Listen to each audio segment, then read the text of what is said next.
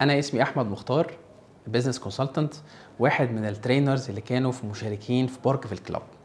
كنت مسؤول ان انا ادرس الكورس بتاع السيلينج سكيلز، وده كان مهم جدا لاي صيدلي بيشارك في الكلاب ان هو يعرف يعني ايه سيلينج سكيلز، ازاي تقابل العميل، ازاي ترد على اعتراضه، ازاي تعمل ديفرنشيشن وكلاسيفيكيشن للكاستمر اللي بيجي لك عشان تديله الحاجه المناسبه في الوقت المناسب واللي هتفرق معاه، لان احنا بنعامل بيشنس وكاستمر مش عميل عادي.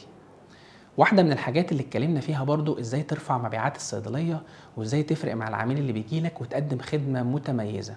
وده المسج اللي احنا دايما بنناشدها على المستوى الشخصي وعلى مستوى باركفيل، عشان تكون المسج مشتركة ما بين الترينرز المشاركين في باركفيل والتريني اللي بيشاركوا معانا في الكلاب. كمان استخدمنا ميثودز مختلفة في طريقة التعامل مع العميل وطريقة التدريب نفسها.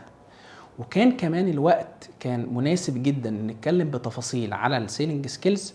فانا بدعو اي حد من المجتمع الطبي اللي عنده صيدليه او بيشتغل في صيدليه ان هو يشارك في الباركفيل كلاب، عشان ده هيفرق معاه كتير جدا جدا جدا ان انت تعرف الكم المعلومات اللي احنا قلناها وطريقه الشرح اللي كانت مناسبه لكل الكلاينتس اللي احنا بنتعامل معاهم، وكمان طريقه توصيل المعلومه اللي كانت بتفرق في الميثودز اللي احنا بنستخدمها.